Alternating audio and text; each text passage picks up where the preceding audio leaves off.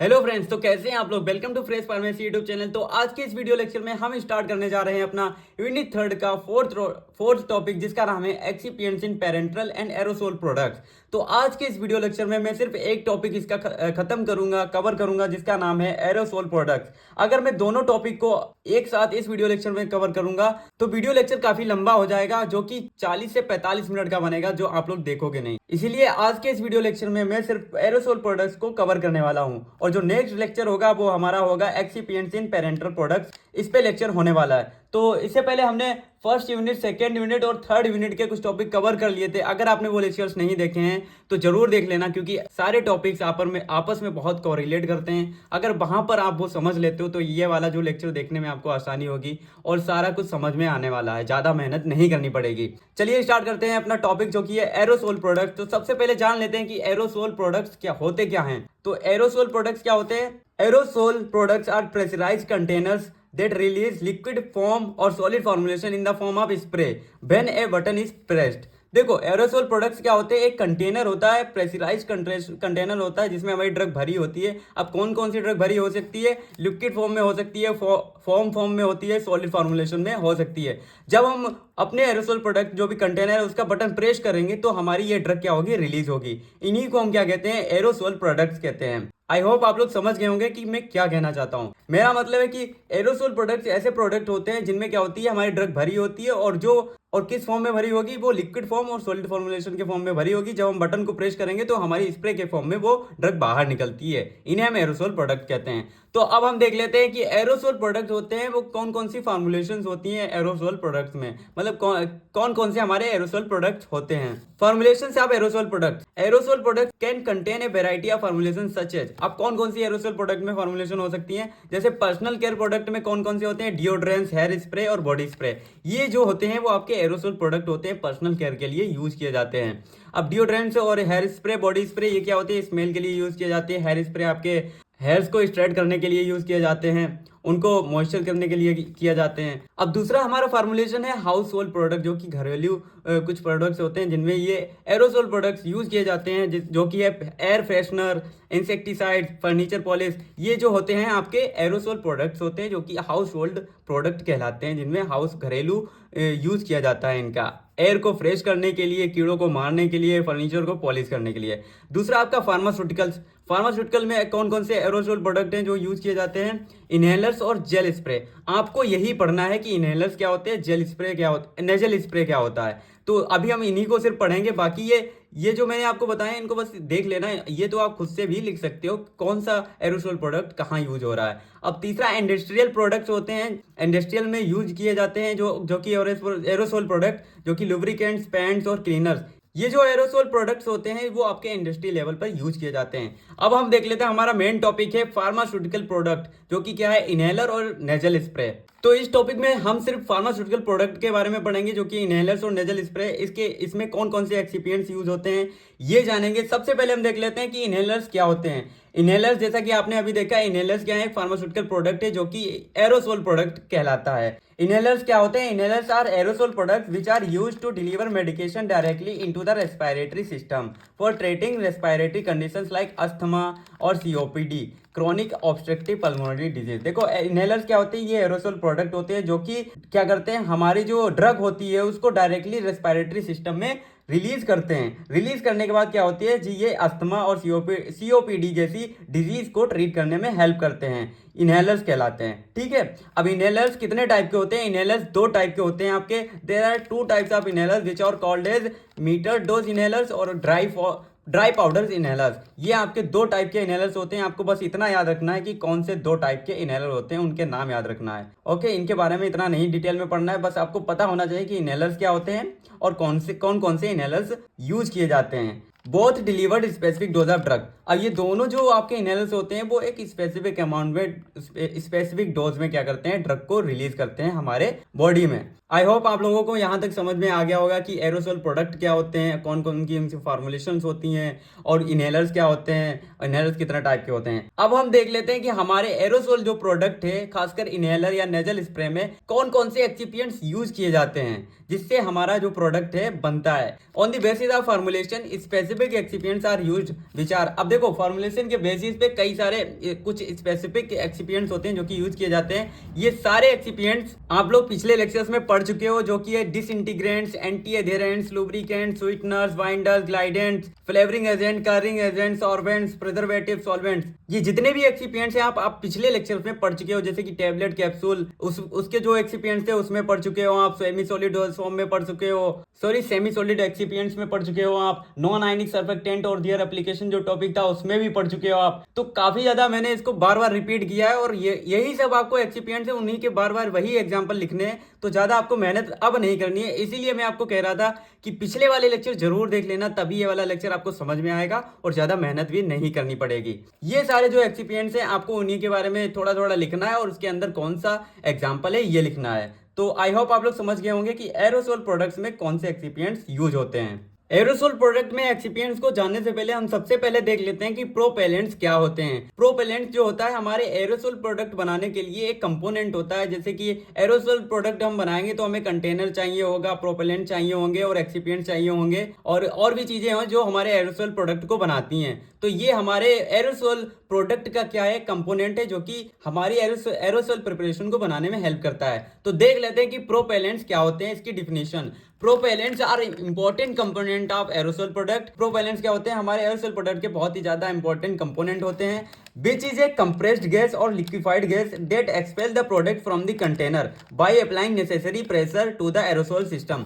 देखो कोई भी हमारा एरोसोल प्रोडक्ट है उसमें क्या होता है, प्रोपेलेंट्स होता है, बहुत इंपॉर्टेंट कंपोनेंट है, जो कि ये क्या होती है, कंप्रेस्ड गैस या फिर लिक्विफाइड गैस होती है, जो कि हमारे एक कंटेनर में भरी हुई होती है, जो हमारी ड्रग को बाहर एक्सपेल करने में मदद करती है। मतलब क्या है इसका पूरा, कि जब हम कोई भी हमारा कंटेनर, कोई भी हमारा एरोसोल प्रोडक्ट है, उसमें प्रोपेलेंट जो होते हैं हमारी जो ड्रग होती है उसको बाहर निकालने का काम करती हैं, एक्सपेल करने का काम करती है। जब हम अपने बटन को प्रेस करेंगे या फिर उसमें प्रेशर जो जितना नेसेसरी है उतना प्रेशर लगाएंगे तो हमारी जो ड्रग है वो बाहर रिलीज होगी। मुझे लग रहा है थोड़ा ज्यादा कॉम्प्लिकेट हो गया, तो फिर से आपको एक बार समझा देता हूँ अच्छे से, एक वर्ड पढ़ के। Propellants are important component of aerosol product, ये आप लोग जान चुके हैं। Which is a compressed gas और लिक्विफाइड गैस। ये क्या होती है, कंप्रेस्ड गैस होती है और लिक्विफाइड गैस होती है, ठीक है। That expels the product from the container, जो कि हमारे कंटेनर से क्या होती है, हमारी जो ड्रग होती है, प्रोडक्ट होता है, उसको बाहर निकालती है by applying necessary pressure to the aerosol system. अब कैसे, जो जितना प्रेशर हमें जरूरत है एरोसोल सिस्टम में उतना प्रेशर लगाते हैं और हमारे प्रोडक्ट को बाहर निकालते हैं। ये होता है प्रोपेलेंट का काम, यही आपके प्रोपेलेंट कहलाते हैं। आई होप अब आप लोग आसानी से समझ चुके होंगे कि प्रोपेलेंट्स क्या होते हैं। बाकी डिफिनेशन आपको आपके सामने लिखी है तो आप पढ़ के भी समझ सकते हो। Most commonly use propellants are, अब देखो कौन कौन से जो प्रोपेलेंट्स हैं जो सबसे ज्यादा यूज किए जाते हैं।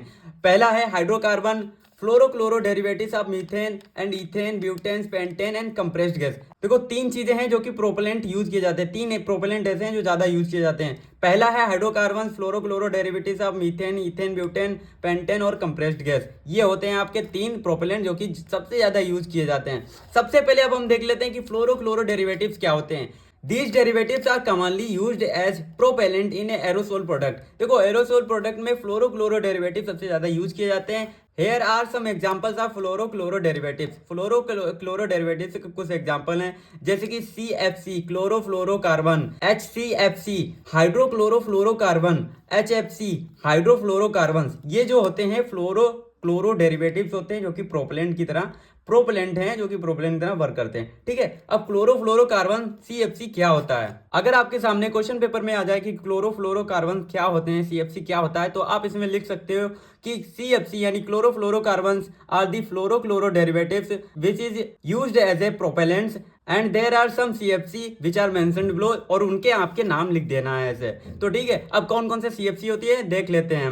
Trichloro monofluoromethane, dichloro difluoromethane and dichloro tetrafluoromethane. ये क्या होते हैं, आपके CFC होते हैं। अब सबसे ज्यादा कौन सा, इन तीनों में से सबसे ज्यादा कौन सा यूज किया जाता है वो मैं आपको बता देता हूँ। CFC में डाइक्लोरो डाइफ्लोरोमीथेन है जो सबसे ज्यादा यूज किया जाता था। अब किया जाता था मतलब अब नहीं किया जाता है। अब क्यों नहीं होता है अभी आपको बता रहा हूँ। तो डाइफ्लोरोमीथेन was commonly used as propellant in aerosol product, but nowadays it has been phased out due to ozone depleting properties। देखो अब इसके अंदर क्या होता है, हमारी जो ओजोन जो लेयर है अर्थ की, उसको क्या करता है, इसमें हार्मफुल है, इसीलिए आज के समय ये CFC यूज नहीं किया जाता है, क्योंकि ये हमारे इन्वायरमेंट के लिए बहुत ही हानिकारक है। अब दूसरा हमारा फ्लोरोक्लोरो डेरिवेटिव है जिसका नाम है HCFC मतलब हाइड्रोक्लोरोफ्लोरोकार्बन्स। अब इसके एग्जांपल कौन कौन से होते हैं, देखो ये भी प्रोपेलेंट की तरह यूज किया जाता है, जिसका एग्जांपल है क्लोरोडाइफ्लोरोमीथेन, दूसरा है ट्राइफ्लोरोमोनोफ्लोरोईथेन, तीसरा है क्लोरोडाइफ्लोरोईथेन, चौथा है डाइफ्लोरोईथेन। तो मैं आपको सजेस्ट करूंगा आप ये 3 याद कर लेना, जो कि ये क्लोरोडाइफ्लोरोमीथेन, क्लोरोडाइफ्लोरोईथेन, डाइफ्लोरोईथेन, ये आसानी से आपको याद हो सकते हैं। अब इनमें इन तीनों में से सबसे ज्यादा HCFC कौन सा यूज किया जाता है, क्लोरोडाइफ्लोरोमीथेन जो है बहुत ज्यादा यूज किया जाता था CFC की जगह पे। तो it was use as a alternative to CFC, but now it is phased out due to ozone depleting and global warming. देखो ये ज्यादा यूज किया जाता था, जिससे क्या होता था, ग्लोबल वार्मिंग हमारी ओजोन जो है एनवायरमेंट को काफी ज्यादा नुकसान पहुंचता था, इसीलिए अब के समय में HCFC यूज नहीं किया जाता है। अब तीसरा है आपका हाइड्रोफ्लोरोकार्बन्स। ये भी क्या होते हैं, फ्लोरोक्लोरो डेरिवेटिव्स होते हैं। अब कौन कौन से होते हैं ये, अब इनमें से सबसे ज्यादा मेन कौन सा यूज किया जाता है, HFC में टेट्राफ्लोरोईथेन जो होता है सबसे ज्यादा यूज किया जाता है। It is commonly used as a propellant in aerosol product as a replacement for CFC HCFC due to its lower ozone depleting potential. देखो इसके पास क्या होता है, ओजोन डिप्लेशन जो पोटेंशियल होता है बहुत ही कम होता है, जिसकी वजह से ये हमारे CFC और HCFC को रिप्लेस करके बहुत ज्यादा यूज किया गया था, कि अभी भी किया जाता है। तो गाइज अभी तक मैंने आपको जितने प्रोपेलेंट्स बताए हैं, तो उनकी जो प्रॉपर्टीज हैं, ये कुछ प्रॉपर्टीज होती हैं, वो आपको उनके साथ लिखना है, क्योंकि मैंने एक साथ में उनके अंदर प्रॉपर्टी नहीं लिखी, क्योंकि यहाँ पर मुझे एक साथ लिखना था, जिससे कि आप क्या करें, पहले प्रोपेलेंट्स पढ़ लें, फिर ये वाला पोर्शन पढ़ के आप सब में ऐड कर लेना खुद ही, इसलिए मैंने आपको यहाँ पर मैं बताने वाला हूँ। तो सबसे पहला क्या प्रोपेलेंट्स के पास क्या प्रॉपर्टीज होनी चाहिए वो देख लेते हैं। जो प्रोपेलेंट्स हमारे शुड भी इनर्ट होने चाहिए, मतलब प्रोपेलेंट जो है इनर्ट होना चाहिए, कोई भी केमिकल रिएक्शन नहीं करना चाहिए, उसमें टॉक्सिसिटी जो होनी चाहिए वो बहुत ही कम होनी चाहिए, तो लेक ऑफ टॉक्सिसिटी होना चाहिए। Propellant should be non flammable, मतलब प्रोपेलेंट जो हम यूज कर रहे हैं अपने एरोसोल प्रोडक्ट्स में, वो फ्लेमेबल नहीं होना चाहिए, मतलब जलने वाले नहीं होने चाहिए। चौथी प्रॉपर्टी है हमारे प्रोपेलेंट्स की कि ये नॉन एक्सप्लोसिवनेस होने चाहिए, मतलब कि अगर हम इनको यूज कर रहे हैं तो यहाँ अंदर हमारे किसी भी प्रोडक्ट के साथ रिएक्शन करके ये एक्सप्लोड ना हो जाए, फट ना जाए। अब तीसरा देखो, अब अगला हमारा जो प्रॉपर्टी है, हमारा कोई भी प्रोपेलेंट हम चूज करेंगे तो सबसे पहले हम ये देखेंगे कि वो लो कॉस्ट का होना चाहिए। दूसरी बात कि ये जो है इजीली अवेलेबल होना चाहिए, मतलब आसानी से हर जगह अवेलेबल हो, हम इसको यूज कर सकें। और जो प्रोपेलेंट्स हो जो हम यूज कर रहे हैं एरोसोल प्रोडक्ट में, वो उसकी स्टेबिलिटी हो बहुत ही अच्छी होनी चाहिए और प्योर लेवल में होना चाहिए, मतलब उसकी प्योरिटी भी काफी अच्छी होनी चाहिए, कोई कंटामिनेशन या जो अदर जो इम्प्योरिटीज हैं उनमें नहीं होनी चाहिए, पूरा प्योर होना चाहिए। तो ये कुछ है आपकी प्रोपेलेंट्स की प्रॉपर्टीज, जो कि अभी मैंने आपको फ्लोरोक्लोरो डेरिवेटिव्स जो जितने भी पढ़ाए हैं उनमें सब में आप ये लिख सकते हो, और आगे जो मैं आपको प्रोपेलेंट्स बताने वाला हूं उसमें भी ऐड कर सकते हो, तो काफी ज्यादा आसान हो जाएगा आपके लिए, इसीलिए मैंने आपको यहाँ पर एक जगह लिख दिया था इनको।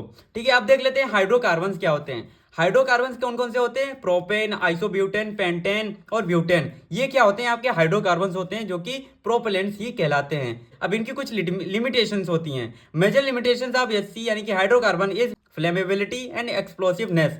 देखो ये जो हाइड्रोकार्बन्स होते हैं, इनकी जो मेजर लिमिटेशन क्या है, ये फ्लेमेबल होते हैं और एक्सप्लोसिवनेस नेचर के होते हैं, इसीलिए इनको क्या किया जाता है, किसी के कॉम्बिनेशन में यूज किया जाता है, which can be reduced by adding other propellants like propane with isobutane and propane with n-butane। देखो जब हम हाइड्रोकार्बन को अपने एरोसोल प्रोडक्ट में एज ए प्रोपेलेंट यूज करेंगे, तो क्या करेंगे, हम इनको कॉम्बिनेशन में यूज करेंगे। जैसे कि अगर हम प्रोपेन यूज कर रहे हैं तो प्रोपेन के साथ हम आइसोब्यूटेन यूज करेंगे, दूसरा हम ऑप्शन ले सकते हैं नॉर्मल ब्यूटेन, तो साथ में मिलाकर हाइड्रोकार्बन को हम क्या कर सकते हैं, यूज कर सकते हैं अपने एरोसोल प्रोडक्ट में एज ए प्रोपेलेंट। तो हमने सारे प्रोपेलेंट्स देख लिए हैं, कौन कौन सा, पहला हमने फ्लोरोक्लोरो डेरिवेटिव सारे देखे, फिर उसके बाद हमने प्रॉपर्टी देख ली, जिसके अंदर आपको सारे जो हमारे प्रोपेलेंट्स हैं उनके अंदर वो सारी प्रॉपर्टी लिख देनी है। दूसरा हमने हाइड्रोकार्बन्स प्रोपेलेंट देखे। अब तीसरा आपका है कंप्रेस्ड गैस। और जो कंप्रेस्ड गैस भी क्या होते हैं, प्रोपेलेंट्स होते हैं, जो कि हमारे क्या होते हैं, एरोसोल प्रोडक्ट में भरे जाते हैं, जो हमारे एरोसोल प्रोडक्ट को कोई भी ड्रग है उसको बाहर निकालने, एक्सपेल करने का काम करते हैं। अब कौन कौन सी गैसेज हैं जो कि हमारे एरोसोल प्रोडक्ट में भरी हुई होती है, नाइट्रोजन डाइऑक्साइड होता है, कार्बन डाइऑक्साइड, ये जो होती है हमारी कंप्रेस्ड गैस होती है, जो कि हमारे कंटेनर में प्रेशराइज्ड यानी कंप्रेस्ड होती हैं। अब देखो मैंने आपको प्रोपेलेंट्स बता दिए। एग्जाम में अगर आ जाता है, देखो पिछली बार प्रीवियस ईयर क्वेश्चन में प्रोपेलेंट 2 नंबर में पूछा गया था, तो इस बार चांसेस है कि जो एरोसोल प्रोडक्ट है वो 7 नंबर या फिर 10 नंबर में पूछा जाए। अगर 10 नंबर में पूछा जाता है तो आपको क्या करना है, एक्सिपिएंट्स और उसकी डिफिनेशन और क्या होता है ये सारे प्रोपेलेंट्स लिख देने हैं। अगर 7 नंबर में पूछा जाता है तो आपको ये लिखना है कि एरोसोल प्रोडक्ट कौन से होते हैं और इसके एक्सिपिएंट कौन से यूज होते हैं, बस इतना ही लिखना है आपको, और बाकी प्रोपेलेंट्स नहीं लिखना है। ठीक है, तो आपको ये इतनी टेंशन नहीं लेनी है। अब हम देख लेते हैं, मैंने आपको पिछले अभी एक्सिपिएंट्स दिखा दिए थे, वो सारे आपको पढ़ लेने हैं पिछले लेक्चर्स देख के। और जो कुछ एक्स्ट्रा एक्सिपिएंट्स हैं जो कि यूनिक एक्सिपिएंट्स हैं, जो कि सिर्फ एरोसोल प्रोडक्ट में यूज किए जाते हैं, उनके नाम हम देख लेते हैं। देखो एंटी फॉर्मिंग एजेंट कुछ होते हैं जो कि हमारे एरोसोल प्रोडक्ट में यूज किए जाते हैं। अब एंटी फॉर्मिंग एजेंट क्या होते हैं? ऐसे एजेंट जो कि हमारे फॉर्म फॉर्मेशन को क्या करेंगे, प्रिवेंट करेंगे, एंटी फॉर्मिंग एजेंट कहलाएंगे। It is used to reduce foam formation in liquid dosages formulation. जो भी हमारी जितनी भी लिक्विड डोजेज फॉर्मुलेशन है उनमें क्या होगा, ये फॉर्म के फॉर्मेशन को रिड्यूस करेगा, इसलिए एंटी फॉर्मिंग एजेंट का यूज किया जाते हैं। अब कौन कौन से एंटी फॉर्मिंग एजेंट है जो कि यूज किए जाते हैं? सिमेथिकोन, पॉलीडाइमिथाइल सिलोक्साशन, सिलिकॉन डाइऑक्साइड, ये जो होते हैं आपके सिमेथिकोन होते हैं। दूसरा हम यूज करेंगे स्टीयरेट्स और ग्लाइकोल्स, ये होते हैं एंटी फॉर्मिंग एजेंट जो कि हमारे एरोसोल प्रोडक्ट में यूज किए जाएंगे एज ए एक्सिपिएंट्स। अब दूसरा हमारा होता है ह्यूमेक्टेंट। ह्यूमेक्टेंट क्या होते हैं? Humectants are use to prevent loss of moisture. जो हमारा एरोसोल प्रोडक्ट है उसके अंदर जो ड्रग भरी हुई है उसमें मॉइस्चर होता है, तो हमारा मॉइस्चर कम ना हो जाए उसको प्रिवेंट करने के लिए ह्यूमेक्टेंट यूज किए जाते हैं। अब जो ह्यूमेक्टेंट होते हैं वो कहाँ यूज किए जाते हैं? Humectants are use in suspension and emulsion for external application. जो भी हमारे बाहर टिपिकल मतलब स्किन के ऊपर जो यूज किए जाएंगे, जो सस्पेंशन इमल्सन, उसमें क्या किया जाता है, ह्यूमेक्टेंट यूज किया जाता है। Overall prevent the drying of the product after application on the skin. जब हम स्किन के ऊपर कोई भी अपना प्रोडक्ट, एरोसोल प्रोडक्ट यूज करेंगे, जो हमारा प्रोडक्ट स्किन के ऊपर होगा उसको ड्राई होने से प्रिवेंट करेगा। अब कौन कौन से ह्यूमेक्टेंट होते हैं जो यूज किए जाते हैं? पीईजी और ग्लिसरॉल। पीईजी यानी पॉलीइथाइल ग्लाइकोल और ग्लिसरॉल हमारे एज ए ह्यूमेक्टेंट एक्सिपिएंट की तरह यूज किए जाते हैं एरोसोल प्रोडक्ट में। अब दूसरा आपका आता है लाइपोसोम्स। लाइपोसोम्स भी क्या है, एक्सिपिएंट्स हैं जो कि हमारे एरोसोल प्रोडक्ट में यूज किए जाते हैं। देखो एरोसोल प्रोडक्ट क्या है, एनडीडीएस होते हैं, नोवेल ड्रग डिलीवरी सिस्टम होते हैं, नई अप्रोच होती है, तो इसीलिए क्या किया जाता है, जो एनडीडीएस में जो एक्सिपिएंट्स यूज किए जाते हैं वही यहाँ पे भी थोड़े बहुत यूज किए जा रहे हैं, जो कि है लाइपोसोम। अब लाइपोसोम्स क्या होते हैं? Liposomes are the vehicles which are prepared from phospholipid with और विदाउट कोलेस्ट्रॉल। देखो लाइपोसोम्स क्या होते हैं? व्हीकल्स यानी सॉल्वेंट की तरह होते हैं जो कि हमारे फास्फोलिपिड से प्रिपेयर्ड किए जाते हैं, कोलेस्ट्रॉल के साथ या फिर उसके बिना। मतलब फास्फोलिपिड अगर कोलेस्ट्रॉल साथ में होगा तब उसके साथ प्रिपेयर किया जाएंगे, अगर नहीं होगा तब भी प्रिपेयर किए जा सकते हैं फॉस्फोलिपिड से। ठीक है, तो लाइपोसोम्स कहलाते हैं। इट हैज वन और मोर लिपिड बाइलेयर्स। लाइपोसोम्स में क्या होता है, लिपिड की बाइलेयर एक या एक से ज्यादा होती हैं इसमें। These are use to deliver the drugs to the lungs. अब लाइपोसोम्स किस लिए यूज किए जाते हैं? लाइपोसोम्स इसलिए यूज किए जाते हैं जो कि हमारी ड्रग को क्या करता है, लंग्स में डायरेक्टली डिलीवर करता है, इसीलिए लाइपोसोम्स का यूज किया जाता है। अब अगला हमारा आता है एक्सिपिएंट जो कि है पॉलीमेरिक नैनो पार्टिकल सिस्टम। अब पॉलीमेरिक नैनो पार्टिकल सिस्टम क्या होते हैं? इसको शॉर्ट फॉर्म में हम पीएनएस बोलते हैं। PNS is use to carry the drug molecules to prevent them from degradation and control its release. देखो पीएनएस जो होता है पॉलीमेरिक नैनो पार्टिकल सिस्टम इसलिए यूज किया जाता है क्योंकि हमारी ये ड्रग को क्या करेगा, कैरी कर लेगा, जिससे क्या करेगा, ये हमारी जो ड्रग जो डिग्रेड हो रही थी उससे ये प्रिवेंट कर देगा, और जो हमारी ड्रग का जो रिलीज कंट्रोल रेट है उसको भी ये क्या करेगा, कंट्रोल करेगा। तो इसीलिए पॉलीमेरिक नैनो पार्टिकल सिस्टम का यूज किया जाता है जो कि हमारे डिग्रेडेशन प्रोसेस होने से रोकता है, जिससे हमारी ड्रग जो है खराब नहीं होगी।